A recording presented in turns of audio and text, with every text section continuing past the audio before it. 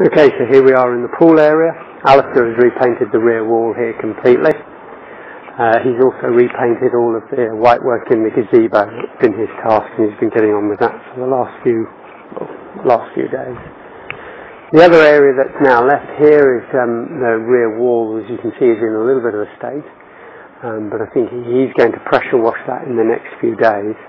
And then what we'll most probably do is actually drill and put some wires in, and we're going to try and encourage the bougainvillea that's still here to actually grow along and cover the wall again.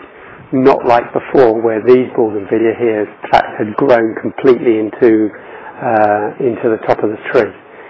The flamboyant has been trimmed. It looks severe at the moment, but even since Alistair's trimmed it, you can see we've already started getting some foliage come back. The idea will be to try and keep the branches down and keep a much more sort of round ball approach.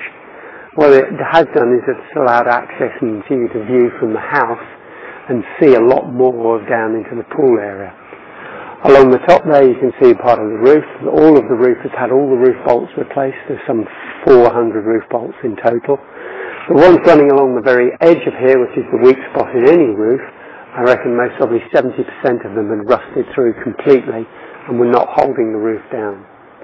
The roof itself has been laid, unfortunately it's been laid the wrong way round. The overlap goes from the left to the right. Sorry, goes from the right to the left. And the wind is from the left to the right. So what that means is if we get strong wind, the wind blows up underneath the joints on the roofing sheets and then causes leaks on the inside. We had one leak on this side and we had one leak over here.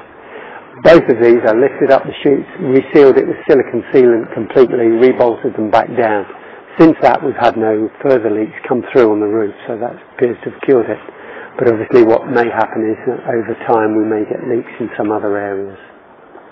Okay, we're going to head back up to the house and I'll shoot some video from the top view. Okay, so here we are now up in the main hallway upstairs. I'm giving you a view down. As you can see now, we can actually see the pool.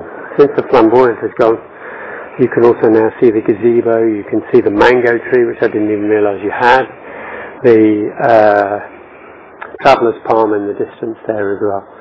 It's opened it up, it means you can see it a lot more, and obviously any guests, etc., get to enjoy the benefit of being able to sit here and watch and see what's going on. Again, you can see the guest cottage over there in the distance. But Alice has made a dramatic difference in the whole of the garden by opening it up. And if we leave it open up, more grass will grow, therefore you'll end up with more greenery lying around everywhere, or growing around everywhere. Okay, well that's just about it, as far as I can tell. So we're going to take it from there. There's Jasmine. Been shopping, what can I say? Okay, so here we are in the garden. Alistair's been doing an awful lot of work in the garden.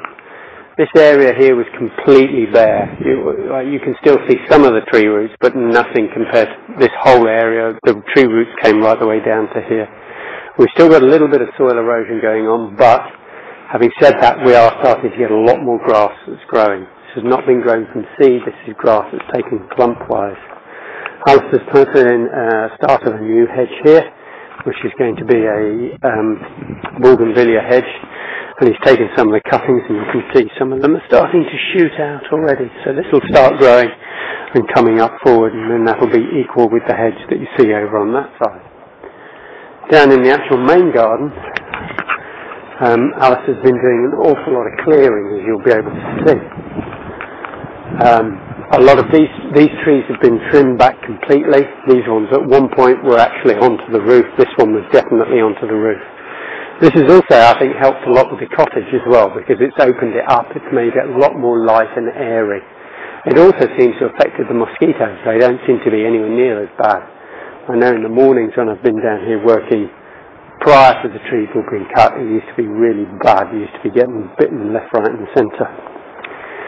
But again, these trees here have all been trimmed, and also a lot of the trees on the boundary have also been trimmed.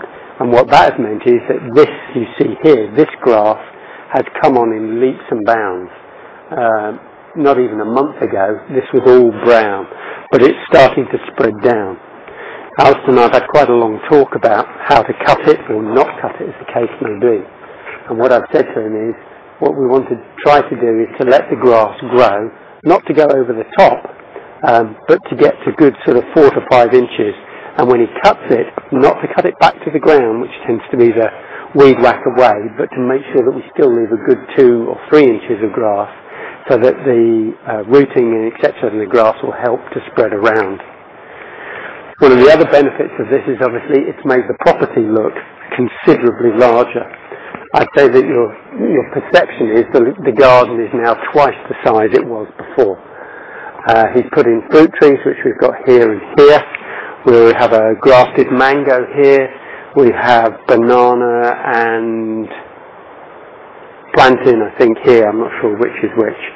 And then obviously we've got lemon trees, we've got oranges, etc. all around this area.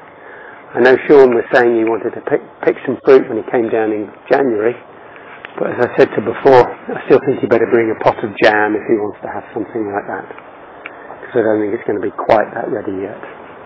We can take some video up here from the centre, from the top of the house, so he's looking down into the pool.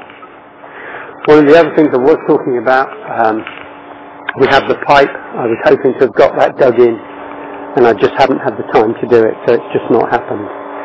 This area here, we actually have the door,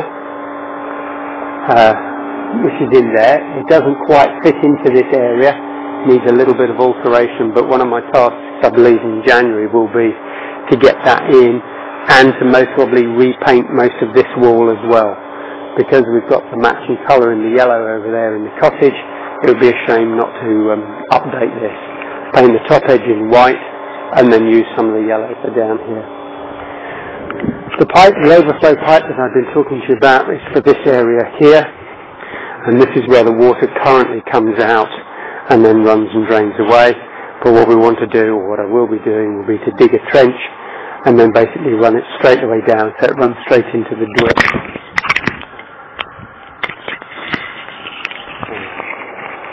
And that'll run straight the way down into the drip at the bottom of the garden.